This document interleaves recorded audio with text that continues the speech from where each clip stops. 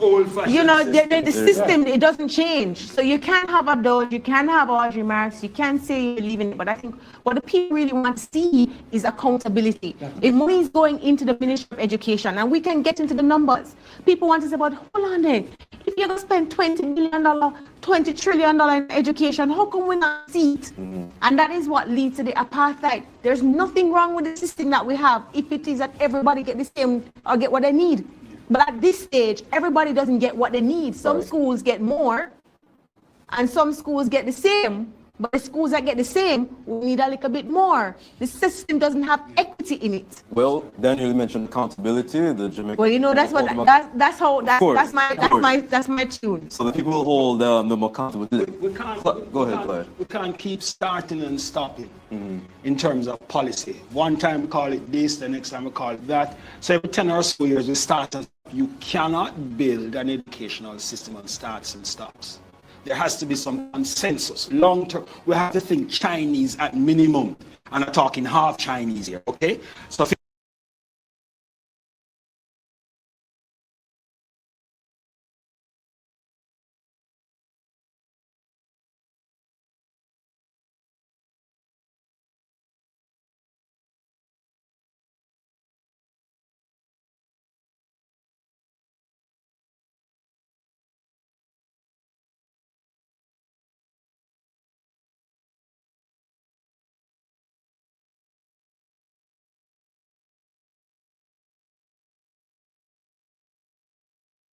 $50 years, rather than I say 50 years.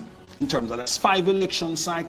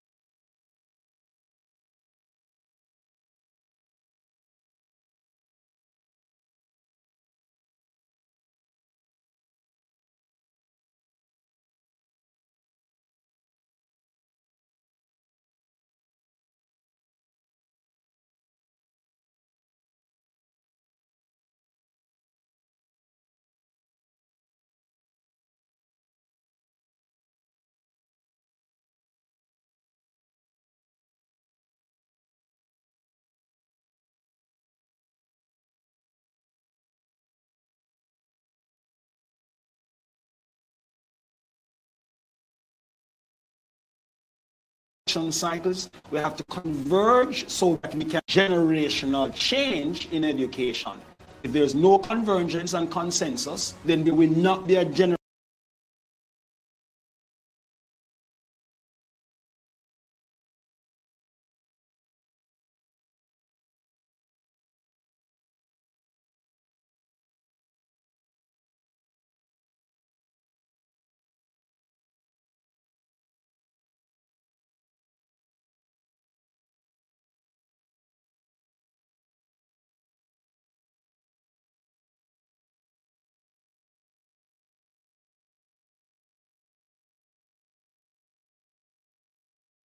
then there will not be a generational change in education. And 50 years from now, we're going to be having the discussion where Black Jamaicans are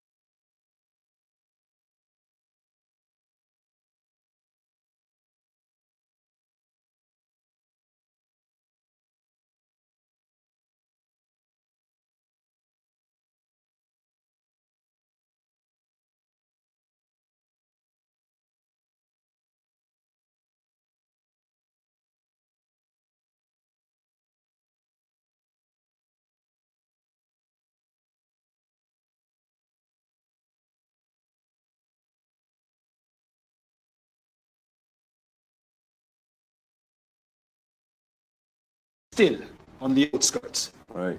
Lively discussion. Thank you, guys. So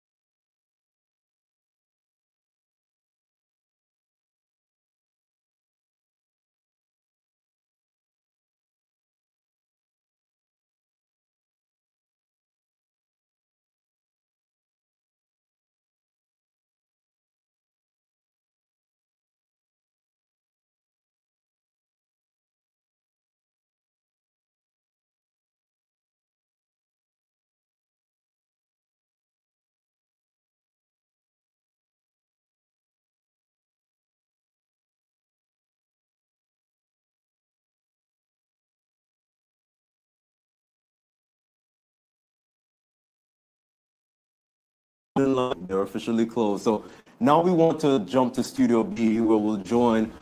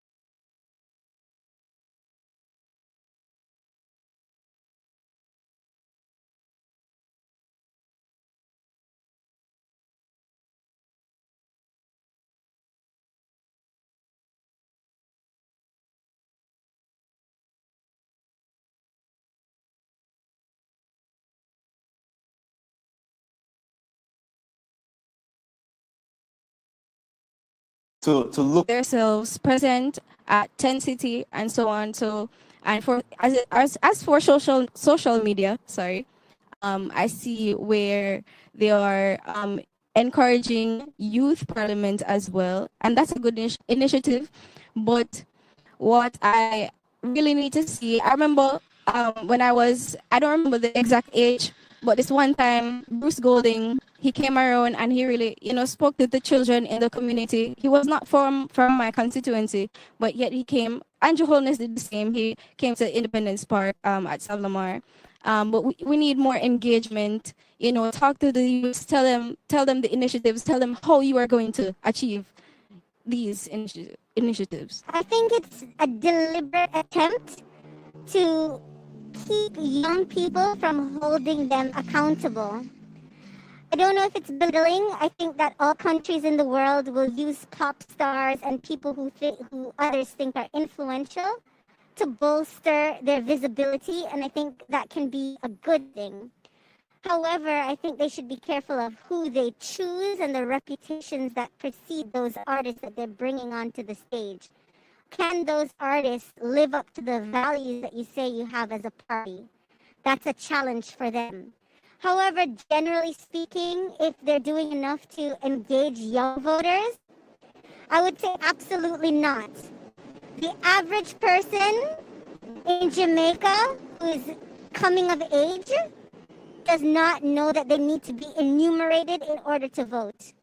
They don't know that the voting list is only published twice a year. There must be more responsibility on the part of MPs, schools, to help people understand how the voting process even works. You can't have a voice if you're not on the list.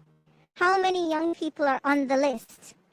Another reason why they're not on the list is because we don't have to cater to you. The minute young people as a bloc recognize their importance, start forming groups, they know that they'll have power, so they deliberately keep them away from the system. Another big area of politics that nobody wants to talk about is participation outside of elections. Every 4 years, we're called to vote. But when we have things like the Spark program, which roads should be fixed, they call community groups. The people that are part of community groups are 65 plus. Which young person who owns a home in these areas to come out to identify a road that should be fixed? So they're deliberately keeping young people out of the system. All right, so we just heard some of the views of the young people, and they're critical to this election process as well. So I want to turn to Daniel. So I want to start with you. Fellow young person. Right. Are young people energized, particularly with this election cycle? Or why do so many of them remain disillusioned then? Because we don't have civics in schools. How many classes? We don't have an engaging civics program in our schools. We don't have it starting from from your, early childhood education until high school. Most of us don't understand the rudiments of politics. We don't understand what the difference is between a governor general and when we talk about the president. And that's one of the things I have been asking for when we talk about a public education campaign, because most young people don't understand how the system works, what their role is as a voter. And I think one of the things coming through this election is an opportunity for whichever party wins to really get down to the brass tacks and do some more work in public education. It cannot hurt. In fact, you're asking people at 18 to vote when most persons at 18, by the time they're 16, they don't vote who, where. And you're left to the household, to the community, the constituency to tell you who to vote for. You're not given the tools to understand what your role is as a citizen. So I take the point. Youth engagement is important. How it's being done has to improve, and I want to throw something out. We talk about low voter turnout. Have we considered low-end voting age, the age group, voting age?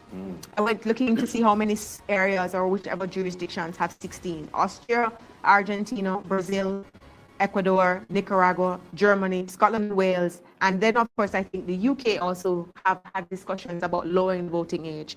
If we want to increase participation, we have to start engaging the youth. We must have a civics education campaign going from young to old, different age groups, so people understand their role. Paul, actually, I've had the opportunity to interact with a few political campaigns, management team, and I've noticed that a lot of the people on these teams are young people. Why, therefore, are we having a hard time getting out the young vote? Times have changed, The internet, the cell phone, makes for easy communication. People in Jamaica and here, they don't bother watch local television anymore. It's TikTok. They're on the phone, man. People say still watch local news. No, people tell you what is happening in America. People tell you what is happening in British football. People tell you people start to gamble now. In fact, they're betting on what is happening elsewhere. Look here, politics is not really that interesting to them. They can get by without politics and politicians. They look on politicians as a set of opportunists who give you promises that they can't keep.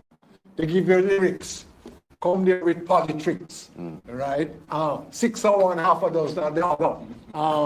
Look here, you see if you know. 6 for a 9. 6 for a 9, right? What do you want more time, right? 2 terms are enough. Thief no likes a thief with long bag. Thank you very much. Corruption is inherent in politics. Everywhere in the world you have corruption in politics. Well, if after 10 years you haven't stolen enough, then you're a done thief. Time to change quality. So Paul, I want to follow up on your social media question, but I want to throw it to Clyde first. So I have seen both political leaders talk about housing. Yes. They're reaching out to young people, different policies on either side. Is it enough? All right, I just want to quickly refer to the comment about the engagement of young people. Now this, and I say this because of the dominance polls in terms of how it has looked at it. So the last polls showed 35% 18 to 24 intending to vote. 35. 42%, 25 to 34%. A decline in percentage points on the poll conducted August 2 to 11. A decline. So as the race progressed, they are, on the poll findings, are losing interest in terms of turnout. On the contrary, Donald listen phone. For the category 45 to 54 and 55 to 64, over 64% increase. In the case of 45 to 54, 67% no saying, I intend to vote. And 64% of the 55 to 64 saying I'm intending to vote. And a growth of 10 percentage points, on average, 8 percentage points, between the August poll, the early one, and the new poll. So as a strategist on both political parties, I've been looking at these polls and saying this is interesting. So I've been making sure that on my list, all of the golden, all of the older people, all of them. And oops. So that's how I would be positioning in terms of strategy going into the thing. Now, I would be very concerned if I'm on the other side of the young vote, because the JLP on the poll are attracting more of the younger votes, and the PMP attracting some more of the older votes. So if I'm on the JLP strategy team, I'm looking to see if I can shore up the young vote in every single constituency, because that's where my power is and strength is. All right, so go ahead. I hear we talk about these polls, and this is why tonight's outturn is going to be important. Have many of the persons who've indicated that they intend to vote been enumerated? Yes, well, I think... No, I'm just saying, generally. Yes, so when you talk about the numbers of persons who intend to vote, notice what the young person said. Yes. People, how they get enumerated, do they know their names are on the list? Well, a lot of younger people don't know this. But the old time people in 40 and upwards, we all know this. We all know that you must take the opportunity to go and enumerate, and you have to verify your address and so forth and so on. So you're correct on that. I did it as soon as I turned 18. Yes, there's some young people who are interested so in it. the question is, Yes. which I find politics is so interesting.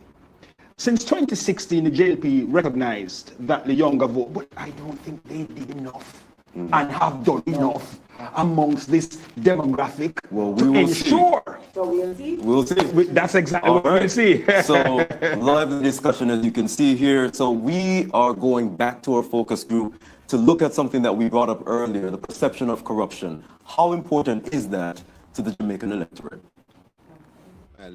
Integrity, lack of corruption. I'm at Jamaica for a number of years now. We're sliding on the corruption index, sliding down, wrong direction. And we have legislated ICC, right? Integrity Commission. But that comes like a joke, basically. Because when the head of the country cannot get his 3 years now not signed, and then the whole thing of investigation, I'm not investigated, but you're referred to the FID. So speak truth, come to the people straight, because it's obvious that something is wrong. So integrity to me is number one. If you can't be straight about matters related to your finances, etc., income and so, who should really trust you? Come on. We're not fools. We're not fools, So I think politicians need to stop the foolishness and come straight to people. It better you come straight and say, look, well, there are some issues I need to straighten out. Humbly, the Bible says, he that humbleth himself shall be exalted. He that exalteth himself shall be abased. So the people watch the debate and we can see through the smoke screen. Corruption definitely plays a significant role in my voting choice. And I believe that the reason why this generation doesn't really see the necessity to vote is because they see it as this gimmick thing. Because when Portia Simpson Miller came out and said we found money And then you have the Petrojam scandal, the same thing with the Integrity Commission a while ago, real, and the whole thing with the education. It's it's just like what's even the sense of voting when it's like all parties are the same? And really and truly, you don't, when somebody asks you why don't you want to vote, you don't want to just say, oh, all parties are the same, but what's the common between the two? Corruption for me is very mid. I think Jamaica has a culture in which corruption is endemic. So people will tell you that they care about corruption, but behind closed doors, if you ask them what they would do if they were in the position, they would do the same thing. A politician will come to see you, and their reasoning is, if I am your political representative and I'm not driving a Benz, that means nothing is not going on for me. Who wants to vote for somebody that can't afford to buy a proper car? I think it's important to recognize that in our culture, we have a eat a food mentality. And that eat a food mentality means that while we think high level corruption, because it looks bad to the international community, is important, on the lower scale, people in our country are very willing to take bribes, cut corners. We don't have a culture of integrity at home. We see the people who are corrupt being rewarded, and so young people say this is the way. This is why young men are chopping the line. All right, so clearly corruption is still an issue for the Jamaican electorate. How big of an issue is it? Is it played out? Look here. If you study the history of Jamaican politics, what we call corruption today is a constant feature. You have a man called L.C. Mackenzie who gave some money to Wilton Hill. And Wilton Hill says, he's my friend. My friend can always give me a gift. So when is a gift not a gift? But that time, we all said, yeah, there was Minister Lightburn, who was known as Mr. 10%. You never gave him money in his hand. When you went to visit and you wanted drinks, he says, the ice is in the freezer. That meant you carry the money and put the money in the freezer. And then you had to drink, and then, so you didn't give money to him. There have been politicians who have paid money for the sons to get jobs in certain ministries, and in fact, being directors. You had Michael Manley getting a big box of cash put at his feet at the annual conference. That behavior is now not tolerated at all. Let me say, there have been moves afoot to put some guidelines in store. And it's a farcical move because politicians are supposed to spend a certain amount. Politicians, everyone conforms to it, and it's a ritual when they fill out the form, right? Nobody ever spends more than the stipulated amount. But there is nothing. There's a group called Friends of the. That's right. XYZ. That's right. So you are your friend, yeah. And your friend can pay any amount of money, give you anything he wants. He may not give you holidays. You can stay in his house. You can use his car, everything. You can use his wife and his girlfriend. Oh. Right, party. You get many things, man. Okay. What has happened? It is now being the people who are the beneficiaries are now complaining that the ministers and those in power and authority or can do things are demanding so much, not only of the elected ones, even the ones who are not elected. You have to pay. And no, The question you have to pay them to get anything. Paul, the question is the corruption perception so significant as to change the outcome of an election? So hang on. I think Daniel wants to come in on that. Because if the election is close and the corruption perception is of significance, then it could move it one way or the other. And the question is, how significant is corruption? And who's more affected? Which party is more affected by that? I think where you want to do it now is to look at what's before us. This is the first time in our history where you have a prime minister who is in the throes of defending his reputation for allegations of illicit enrichment. It has split the population, with those asking for greater accountability against those who come around coalesce to protect him. That's where it is. And the reality is that it is not that it is a perception anymore. the documents are there to demonstrate that there is an investigation into the Prime Minister because there are questions surrounding his wealth. One would say that it's not conclusive. But that's not the issue. The fact is that you do have those investigations. It's been sent to the FID for investigations. And then you've had that, what do you call it? That thing that occurred where you now put somebody in that looks favorable to him. So even if it is that it's FID, if it's not, there's no charge because they said we need further information. Yes. The fact is that there are questions surrounding your own integrity.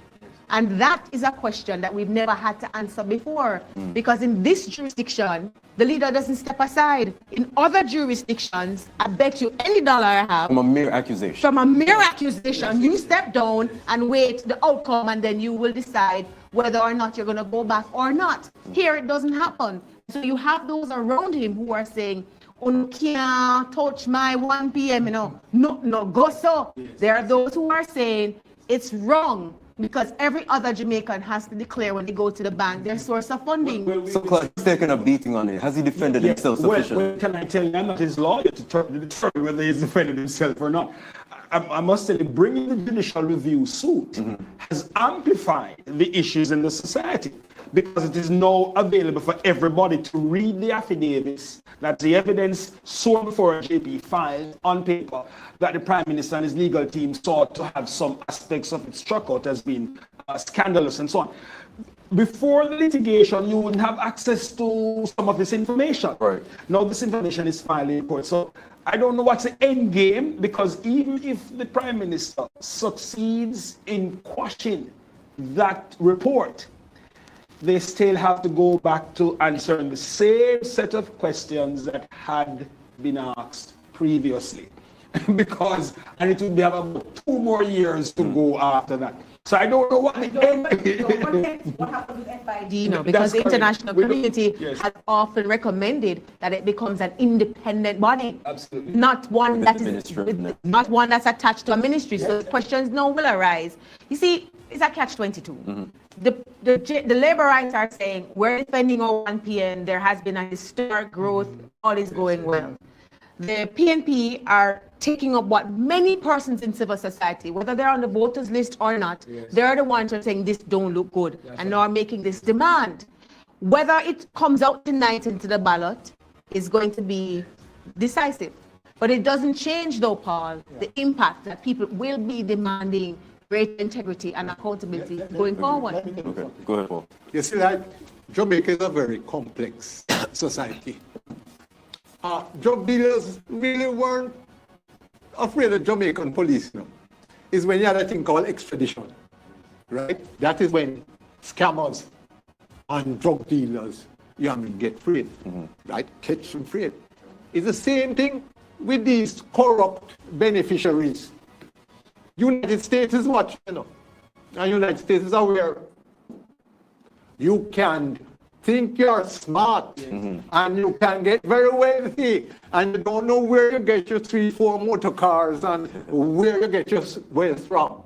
When United States decides, look here, Mr. Politician, you can't hold office any longer. It depends on if that lines up with their own interest. That's right. There you go. That's a good one. That's a good one. Remember, there are ones who also indicated and have made steps to say bribery is acceptable.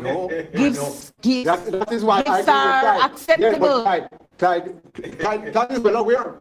There are certain people who had promising political futures that don't have it anymore. Don't have it anymore. So here's one. Go ahead, Claude. And I say corruption perception because the process is ongoing, as Daniel just pointed out. Right. The file has been sent to FI for further investigation. The investigator from the Integrity Commission said that they have capacity within the Integrity Commission to deal with what needs to be dealt with and so on. As we all know, They hired an yes, but auditor, I'm just saying what he said in his report. Okay. As we all know, the Prime Minister is testing whether or not sending it to FID, it having come to Parliament, is a breach of the procedure in relation to that. That's what he's testing, not whether they have enough or not, just testing that. That's what judicial review is about, not the substance, but the steps and the procedures, whether they were followed by law. Because remember, that report did not go to corruption prosecutor for a determination in the Integrity Commission and a charge. It didn't go, that's a normal route. Investigate, send it up to corruption prosecutor, director of corruption prosecution. That person then determines whether or not they have enough evidence to proceed on the charge and so forth and so on. Before it's tabled in Parliament. So that's what's been tested, and that's important for us to make sure we understand what's being tested. The question of whether or not this court is not going to decide on the substantive questions as to whether he can answer the questions concerning the source of income that is at the heart of some of the issues that he's facing now. But it is bad. And what we will know, that there's a cloud hanging over insofar as an investigation. We will know later the extent to which Jamaicans still consider this to be significant. And I just close on this one thing, corruption. When you said drugs earlier, Paul, the society is a little complex because man, in my country, you know, in Hanover and Westmoreland and St. Elizabeth Center, now I'm going to say them ganja farming as drugs, you know. So during that time, that's correct, they would only see cocaine as a transmit point, not them ganja farming. And if anybody know anything in Jamaica, a whole heap of people build them edifice and them castle on basis, and a whole heap of you go school and turn doctor, lawyer, and Indian chief on the basis of ganja farming. A long time Jamaica should have liberate the ganja farmers. So I want to turn to another. Go ahead. Before you finish that, it's not only the Prime Minister. You know. If we are to believe Marky G, right? If we are to believe what he says, right? He says there are 10 individuals from the other side on the investigation. 10. So we're talking about something looking like Alibaba and the False. I'm not going there. So we're looking at something like. So I want to go on the flip side now. So, given the integrity divide, where some people say like the Integrity Commission was wrong, or didn't do things the right way. That's a concern, right? Is there a concern about the confidence that the Jamaican people will have in the Integrity Commission itself? Once politician accost them, the Jamaican people know said about do a good job. Once politician cussing them, Jamaican, especially when they're in government. What I have a challenge with is that with all the perceptions we have had, we have never really successfully prosecuted any real serious politician except Jack Smith. And that Bobby, because he would say chicken feed. Well, that's exactly what he would be, that he has said in terms of monies and so on. Jack Smith and one judge, one magistrate, as I recall, who is in halfway tree for corruption, names elude me now. Those are the only two persons in the different branches of our government I've ever seen go to prison. Yes, or convicted. I don't remember, just convicted. And remember, we have had a lot of corruption perception. The JLP won an election, and they said Audley was the man who just released everything, revealed everything, the corruption and so forth. But we have not had, which means that there's something amiss. And we need to find out what's amiss and fix it. Otherwise, it's 5% to 6% GDP. The country can't grow because of the following things. The cost of energy is just too much. And until we fix that, but the cost of corruption, 5 to 6% is estimated of the value of your economy. Corruption eats out. We have to also in the discussion recognize that the PNP have some individuals who are running for office who have been involved in corruption. Well, I was saying our politicians generally, yes, but it's more dangerous when they're in government. Typically, get corrupt in government. Absolutely. But guys, we're both saying the same thing.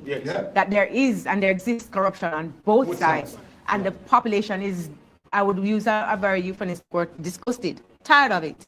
But there's no, I think tonight you'll determine if there's an appetite to change that. Because the question still stands. If politicians, regardless of whether they're orange or they're green, are all corrupt, does it make a difference? The question is who carries the heavy baggage tonight. Robust discussion. Stay with us as the Jamaica Observer continues to cover election night, election day 2025. We'll be right back.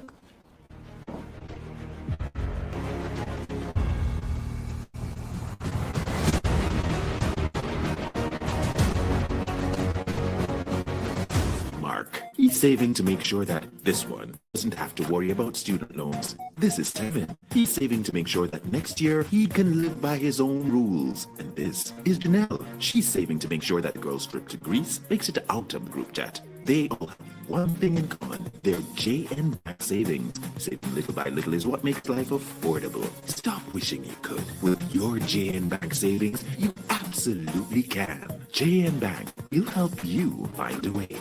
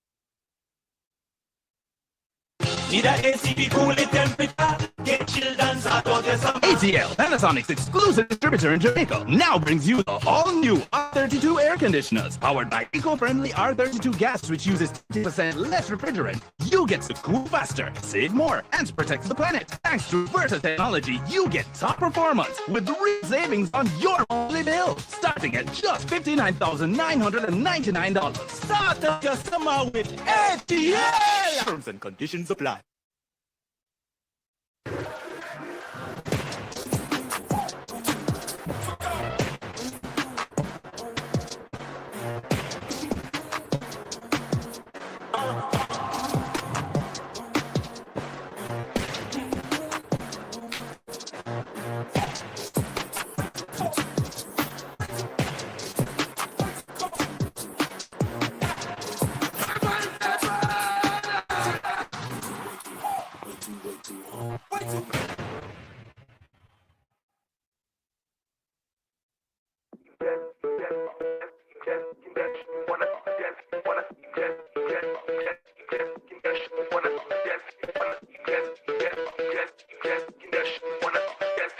Shifters, you don't know it's a boy clue, and this is where car culture meets real life.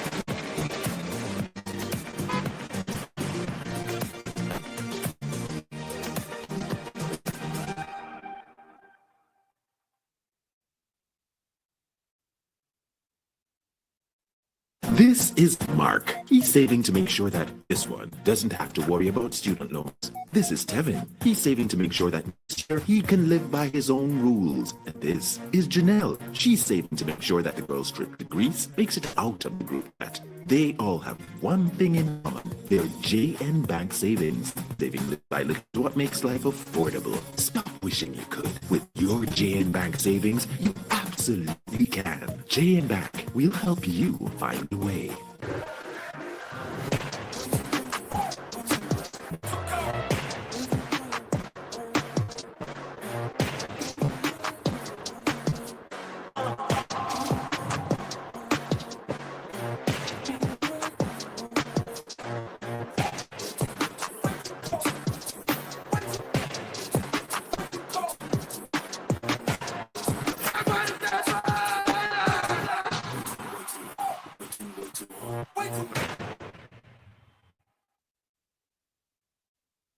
Need a ACB cool the temperature. Get children's out of the summer. ATL, Panasonic's exclusive distributor in Jamaica, now brings you the all-new R32 air conditioners. Powered by eco-friendly R32 gas, which uses 30% less refrigerant. You get to cool faster, save more, and protect the planet. Thanks to inverter technology, you get top performance with real savings on your monthly bill, starting at just $59,999. Start out your summer with ATL! Terms and conditions apply.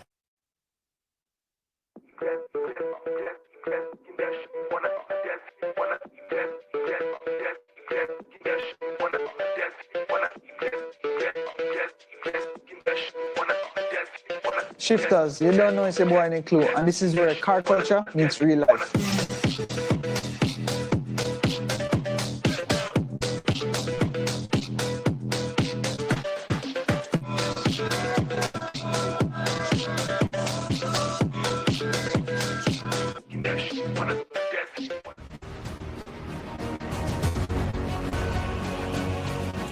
All right, welcome back to Jamaica Decides 2025. I'm your host, David Brown. So now we're going to throw to the focus group again to look at the macro things versus the micro things. What matters most to Jamaicans? Is it the state of the larger economy or is it the small things? We're looking at things like the misery index. So let's turn to our focus group once more. The misery index is high. I think, if I want to use the social services in which to improve my life, they're very difficult to access. The JUTC does not have an app. I can't sit outside my gate and reasonably know where the bus is and if it's coming. I have to wait in vain. I think in 2025, where cars can drive themselves, the basic app needs to be there. Water is another big issue. They have lockoffs every year. They're bright, they're intelligent, they have 50 diplomas, but they can't figure out how to get me piped water consistently. Garbage is another big thing. Everywhere you go, it stinks. You can't figure out how to get the garbage truck to run on time. The basic things that are needed for a democracy cannot be met, should be met. And whoever is elected must account for those granular level things.